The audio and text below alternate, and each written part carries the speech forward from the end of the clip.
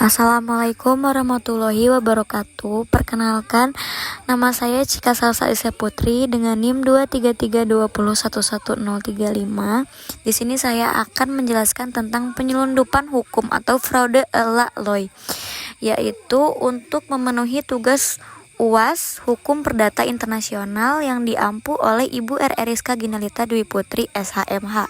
Yang pertama yaitu ada konsep dasar dan filosofi penyelundupan hukum dalam HPI.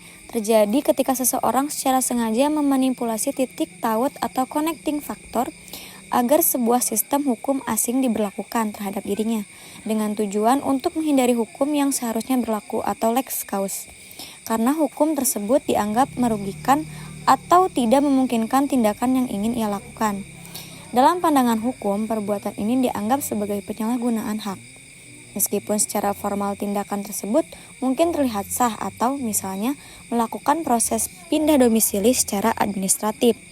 Namun secara substansial, perbuatan tersebut cacat karena didasari oleh itikat tidak baik atau mala fide untuk melanggar hukum yang bersifat memaksa imperatif di negara asalnya. Dan yang kedua ada unsur-unsur penyelundupan hukum untuk mengklasifikasikan suatu tindakan sebagai penyelundupan hukum.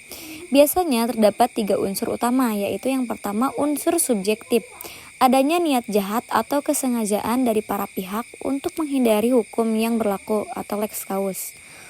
Yang kedua ada unsur objektif, yaitu adanya tindakan nyata yang dilakukan seperti perpindahan domisili, perubahan status kewarganegaraan, atau perubahan tempat dilangsungkannya perbuatan hukum.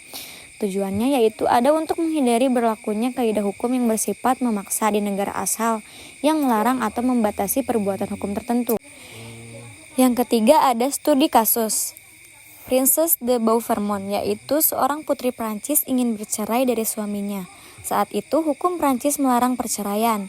Tindakannya yaitu sang putri pindah kewarganegaraan ke Jerman yang memperbolehkan perceraian, lalu bercerai di sana dan segera menikah lagi dengan pria lain. Keputusannya yaitu pengadilan Prancis menyatakan bahwa tindakan tersebut adalah fraude ala LOI atau perpindahan negara tersebut tidak diakui karena dilakukan semata-mata untuk menghindari larangan perceraian dalam hukum Prancis. Hal ini penting dalam HPI untuk menjaga wibawa hukum. Negara memiliki kepentingan untuk memastikan bahwa hukum yang dibuat untuk ketertiban umum tidak dapat disiasati dengan mudah oleh warganya sendiri, hanya dengan melintasi perbatasan negara. Batasan kebebasan para pihak, meskipun dalam HPI terdapat asas kebebasan memilih hukum atau choice of law, penyelundupan hukum menjadi batasan di mana kebebasan tersebut tidak boleh digunakan untuk merusak tatanan hukum yang bersifat memaksa.